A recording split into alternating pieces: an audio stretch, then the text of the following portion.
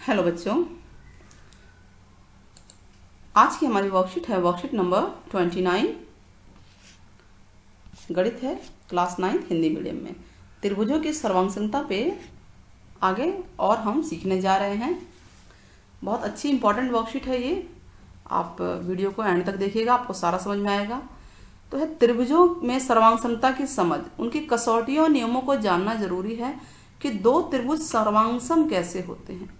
पिछली वर्कशीट में हमने पढ़ा था कि कोई भी दो चीज सर्वांगसम जब कही जाती है जब एक चीज दूसरी चीज को पूरी तरह से ढक दे। जैसे एक हाथ और दूसरे हाथ को आप जोड़ते हैं, प्रणाम करते हैं ना, नमस्कार करते हैं, तो हम ये कह सकते हैं कि दोनों हाथ जो है सर्वांगसम है। या एक 10 रुपए का नोट है, दूसरे 10 रुपए के नोट को पूरी तरह से ढक देता है, तो हम कह सकते हैं कि दोनों 10 रुपए के नोट सर्वांगसम है।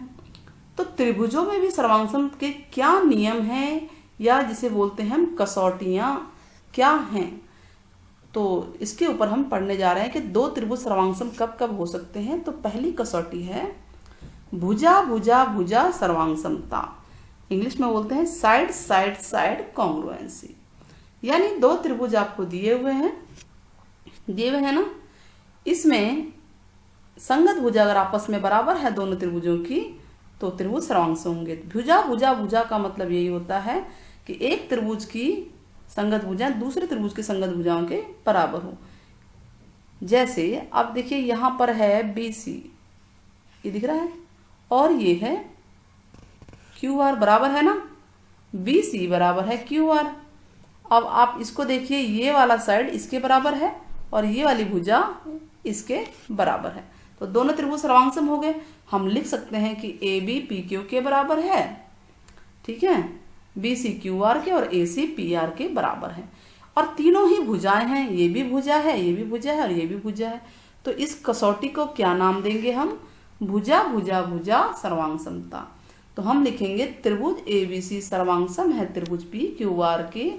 क्या रीजन है? भुजा भुजा भुजा सर्वांगसमता, ठीक है, साइड साइड साइड कॉन्ग्रुएंसी। पहली कसौटी समझ में आ गई। यानी दो त्रिभुज की अगर तीनों भुजाएं बराबर हो रही हैं आपस में तो दोनों त्रिभुज सर्वांगसम होंगे।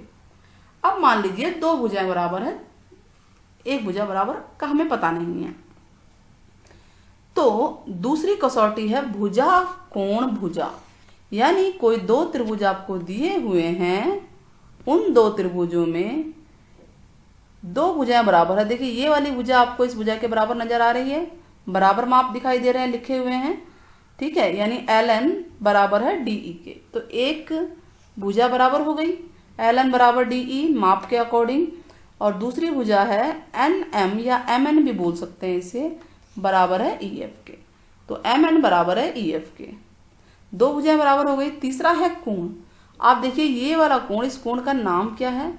ये कोण के बराबर है। कोण का नाम क्या है? कोण का नाम है LNM और इसका नाम है DEF। तो कोण LNM और DEF बराबर है, या शॉर्ट में इसको हम बोल सकते हैं कोण N बराबर है कोण E के, क्योंकि दोनों ही 40 डिग्री के हैं, ठीक है। तो इसका मतलब दोनों त्रिभुज क्या हो गए? सर्वांगसम हो गए। कौन सी कसौटी लगी? भुजा कोण भुजा। कौन सी कसौटी लगी बताओ? भुजा कोण भुजा। समझ में आया? तो ये वाली कसौटी हमारी लगी है। तो त्रिभुज LMN सर्वांगसम है DEF के। तो हमने दो कसौटी यानी कि दो नियम सीख लिए। पहला, या तो तीनों भुजाएं बराबर हो SSS, या फिर दो भुजाएं बराबर यानी जिसको बोलते हैं SAS,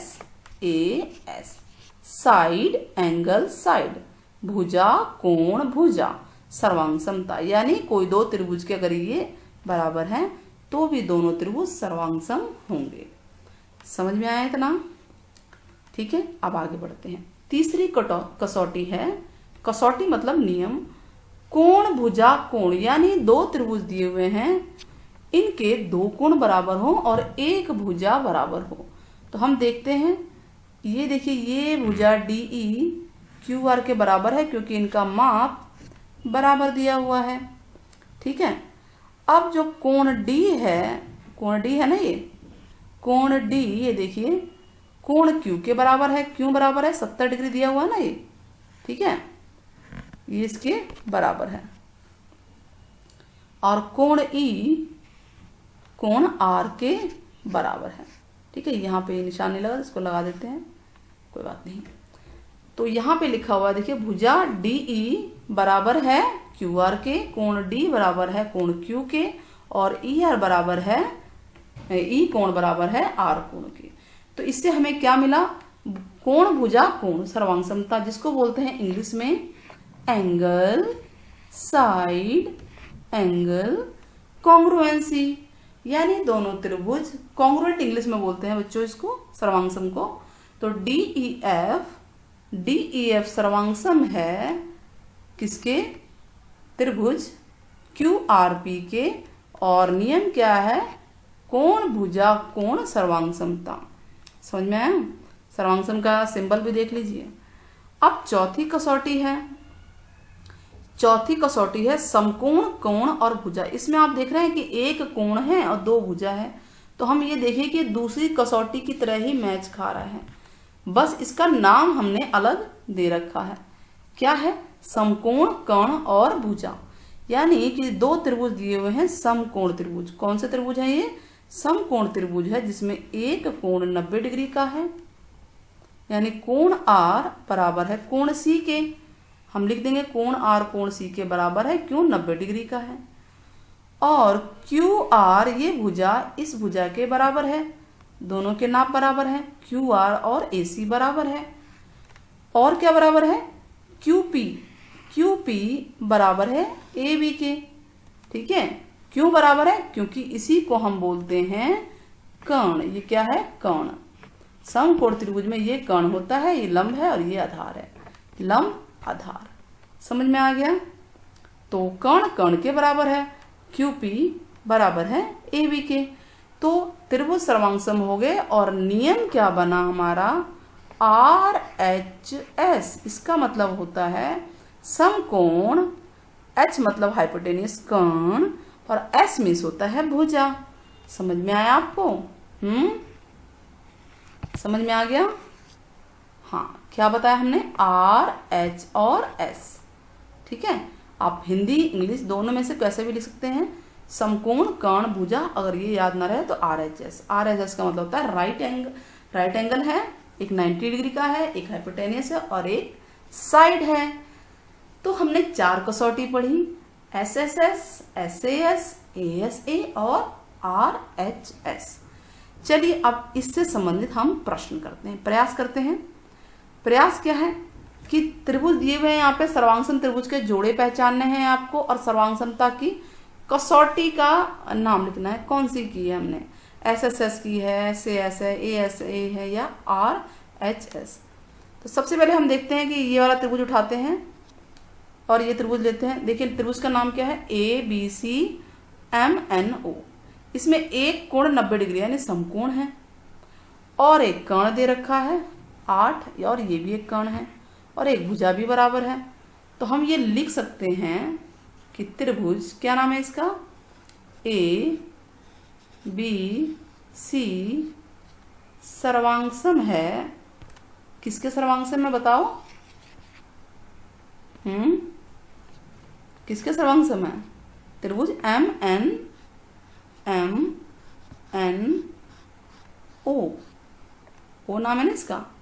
और कसौटी का नाम क्या है? कसौटी का नाम है आर एच एस। एक कोण समकोण है, एक हाइपोटेनियस है, कर्ण है और एक भुजा है। तो एक तो हमें मिल गया। चलिए अब दूसरा ढूंढते हैं। अब हम देख रहे हैं कि ये वाला और ये वाला त्रिभुज मिल रहा है। क्या नाम है इसका? वी डब्ल्यू जेड या डब्ल्यू वी जेड। तो त्रिभुज डब्ल्यू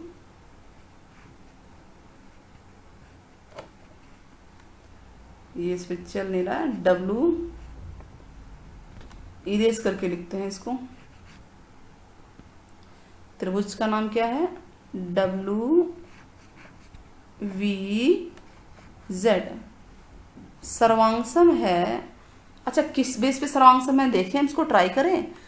एक कोण बराबर है ना, ये कोण बराबर, देखिए ये कोण बराबर है इस कोण के, एक और कोण बराबर है दूसरे कोण के, यानी कोण W कोण PQ के बराबर है, ठीक है, और कोण V कोण P के बराबर है, और एक भुजा बराबर है, कौन सी भुजा, PQ बराबर है VW के।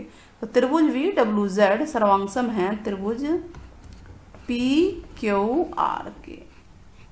नियम क्या हो गया, दो कोण और एक भुजा था ना, तो कौन सी कसौटी है, ASA, कसौटी का नाम ही लिखना है। आप पूरा लिख भी सकते हैं कि ये वाला कोण इसके बराबर है, ये वाली भुजा इसके बराबर है, ठीक है। तो ये हो गया हमारे पास दो जोड़े। अब आगे बढ़ते हैं। देखिए ये वाला जो त्रिभुज है जो ढक रहा है यहाँ पे, आप देखिए ये वाला त्रिभुज इसके बराबर है। कैसे पता हमें, हम देख रहे हैं कि तीनों भुजाएं आपस में बराबर है, एक 6 है, दूसरी भी 6 है, तीसरी 5 है। तो त्रिभुज का नाम क्या है, इसको हम चाहे तो पूरा करके दिखा सकते हैं। त्रिभुज का नाम क्या है, त्रिभुज ये है GHI, तो हम लिखेंगे त्रिभुज GHI, नहीं तो हम इसको पूरा आपको करके दिखाते हैं, ठीक है, सर्वांगसमता का। GHI त्रिभुज में देखिए G और I,